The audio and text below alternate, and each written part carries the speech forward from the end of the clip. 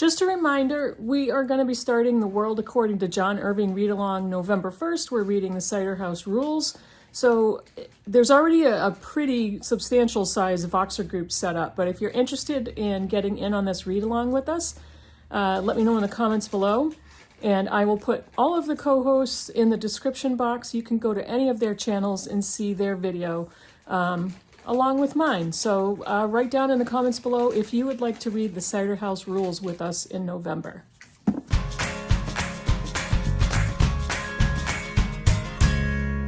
Hey BookTube, it's Kim at Middle of the Book March. Today I have a decent sized book haul, small-ish one, and I have a giveaway. Clara and I went to a library book sale yesterday. Actually, I'm filming on Sunday, so we went on Saturday. And this is an annual sale that I almost always go to. It's in a town about 20 minutes from me. It's kind of a, I don't want to say wealthier, but it's a, it's a I would say that. upper middle class community. And a lot of the areas of the town are pretty wealthy. So typically, the book sales are really good. There's a lot of brand new books that are donated, a lot of hardcovers. But I did get 6 or 7 books. I think I got 7 books, but one I'm going to give away. Now, we went on the last day, so that meant that the bags were $5 a bag. You could fill a bag. And we walked in and they gave us one of those giant plastic tote bags. And I looked right at the woman and I said, we can fill this whole thing for $5. And she's definitely whatever you want, whatever you can fit in there. So Claire and I consolidated and I think we walked out of there with 13 items.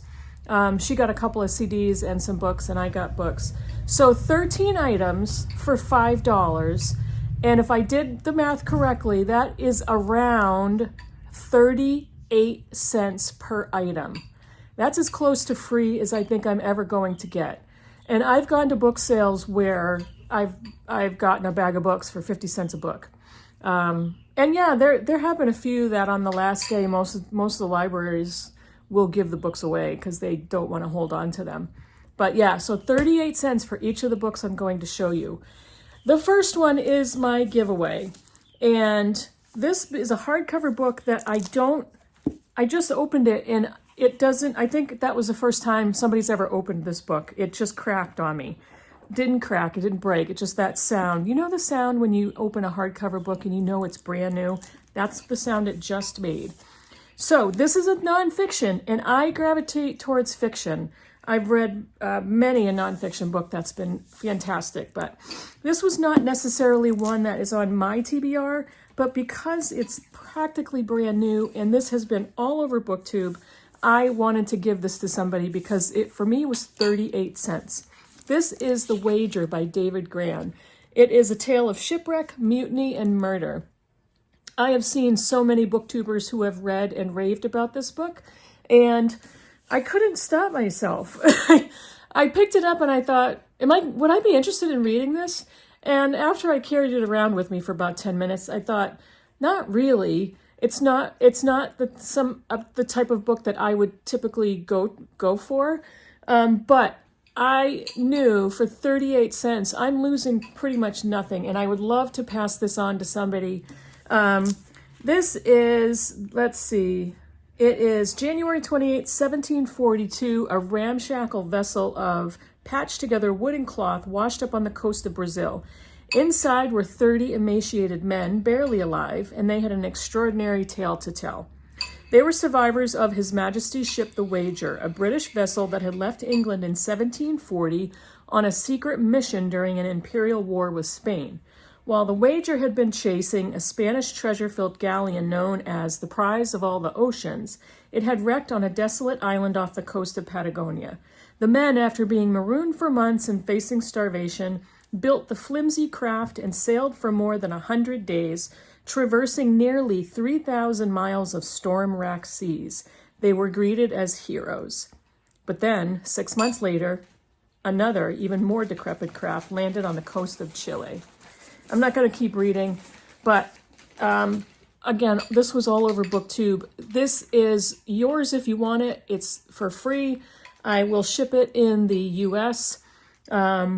let me know. The first one in the comments below says that they want this. I will get it to you. Do not put your address in the comments, but I'll correspond with you privately, and I will get your address to send this to you.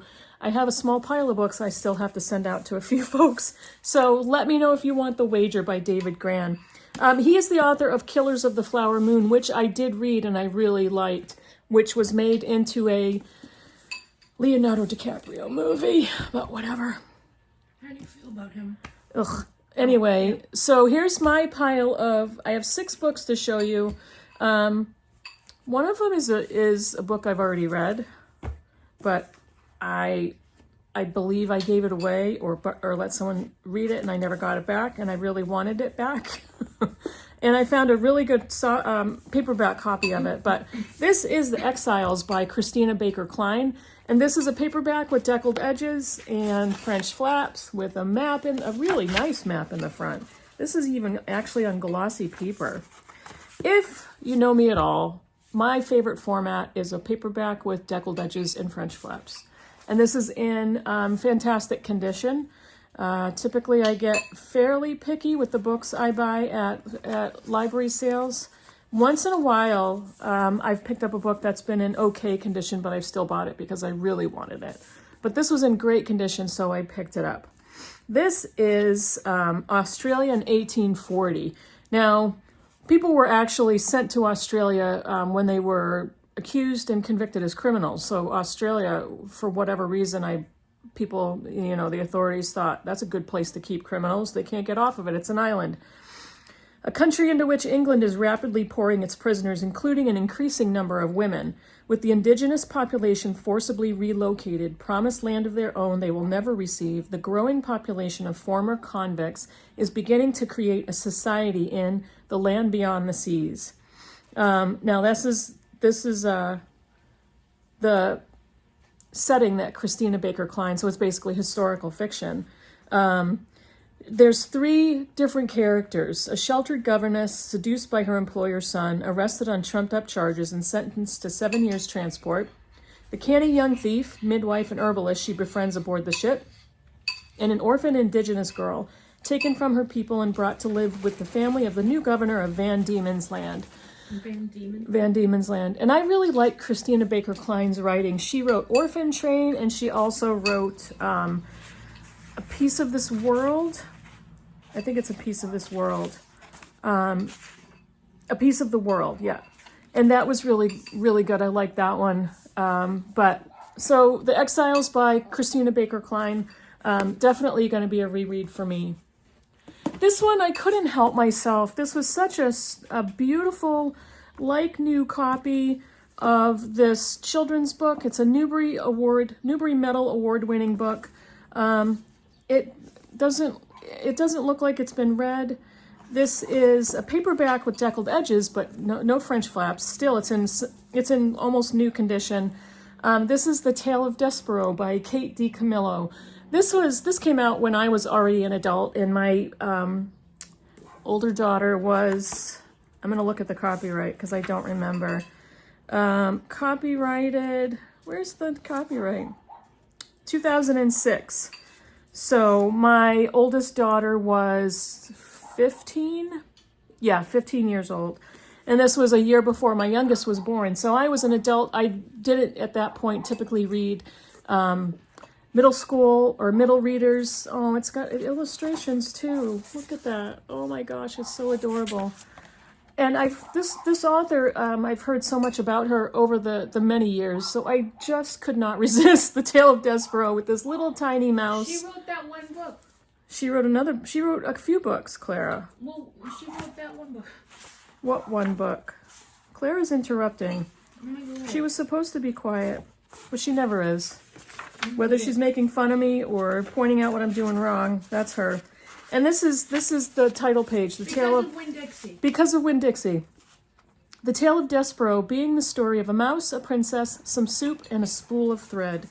I really am looking forward to reading that. So these next 4 are basically contemporary novels. And these are books, I'm going to be honest with you, and I don't mean to sound snooty, but these are not typically books that I would pay full price to buy. because I've seen them all over the place, and they all sounded, you know, pretty good, that I would really enjoy reading them. But I wouldn't have spent hardcover is now $28, and a paperback is now probably around $18. So I probably would not have spent that type of money on any of them. I would have most likely checked them out from the library. So for 38 cents, man, I picked them all up. This one is Jodi Picoult, Small Great Things, and I've read many, many, many of her books over the years. She's got, I don't know, I don't even know how many books. If I find out, I'll put it down here as a text of how many books that she has published. And she is a New Hampshire author. I love that. My book group and I actually went to 2 readings of hers. So we met her in person twice several years ago, and it was awesome. We had a blast. So yeah. This is Ruth Jefferson, a labor and delivery nurse, begins a routine checkup on a newborn, only to be told a few minutes later that she's been resigned to another patient. Reassigned, I can read.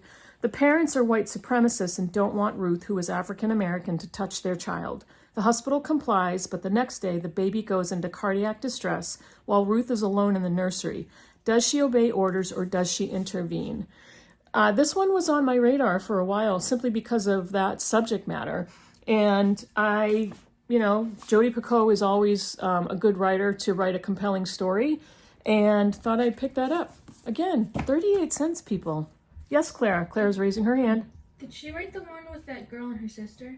Yeah, My Sister's Keeper. She wrote so many. She wrote The Pact. She wrote Plain Truth. I can't even begin to name all of the ones that I've read, so I don't know.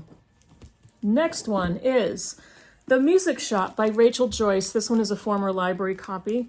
And I started to read the first few pages, and I thought this sounded really good. She is the author of The Unlikely Pilgrimage of Harold Fry. This one is The Music Shop. It is 1988. On a dead-end street in a rundown suburb, there is a music shop that stands small and brightly lit, jam-packed with records of every kind. Okay. I love the movie High Fidelity by Nick Hornby. He wrote the book High Fidelity, which I also read. I really enjoyed that, and I enjoyed the setting. And of course, the movie is with John Cusack, who I've had a crush on since I was a teenager. So let's see. So when I read about an album or a record store, I'm like, yeah, I'm going to get that one. Like a beacon, the shop attracts the lonely, the sleepless, and the adrift. Frank, the shop's owner, has a way of connecting his customers with just the piece of music they need. Then one day into his shop comes a beautiful young woman, Ilsa Brockman, who asks Frank to teach her about music.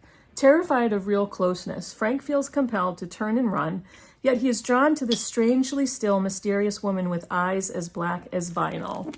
But Ilsa is not what she seems. That sounded so good, and when I read, typically if I pick up a brand new book, I'll read the first few. I try to read the first page or at least a couple of paragraphs to see if I'm going to like the writing style. And this one hit the mark for me. It sounds really good. The next one, I've seen this everywhere. Unfortunately, it's got the stamped on sticker. It's a Good Morning America book club book. And I've seen it everywhere. And this cover has drawn me in every single time. But, I saw it and I'm like, I'm going to try it. This is Pineapple Street by Jenny Jackson. I love the color. I love the colors on this cover. This one is about Darlie, the eldest daughter in a well-connected old money Stockton family, followed her heart, trading her job and her inheritance for motherhood, but giving up far too much in the process. Sasha, a middle-class New England girl, has married into the Brooklyn Heights family and finds herself cast as the Arriviste. I don't know I've never seen that word. Outsider. And Georgiana, the baby of the family, has fallen in love with someone she can't have and must decide what kind of person she wants to be. Pineapple Street is an addictive, escapist novel that sparkles with wit, full of recognizable, lovable, if fallible characters. It's about the peculiar unknowability of someone else's family, the miles between the haves and have-nots, and the insanity of first love, all wrapped in a deliciously funny, sharply observed debut of family, love, and class. So Pineapple Street, contemporary novel. And one last one. This is another one that I've seen all over BookTube. And it is I think this is an advanced reader copy, but you're not supposed to sell these, but it was a donated book, and I don't care. It's still in perfect format, perfect condition. And I thought, why not? This sounded good too.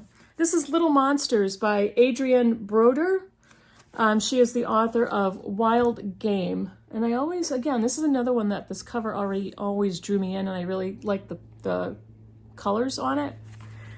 Let's see. Ken and Abby Gardner lost their mother when they were small and have been haunted by her absence ever since.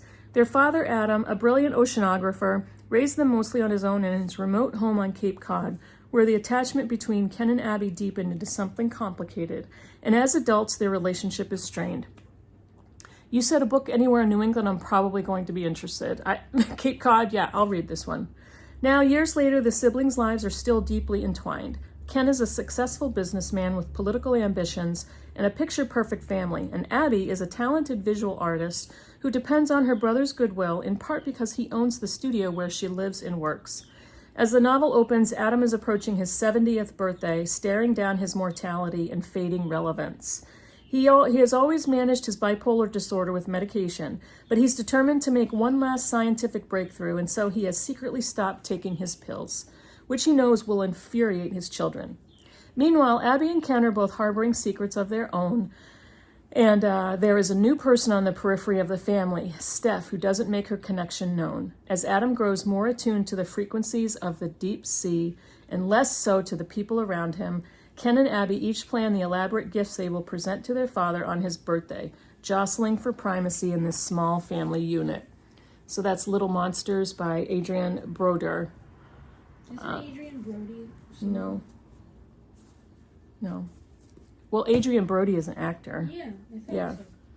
All right, that is it for my smallish book haul. Again, if you want The Wager by David Grann, write me a comment down below. The first one to ask for this book gets it for free. I will send it to you for free. We will correspond privately so I can get your address. That is it for me for today, and see you all in the next video. Bye, everybody.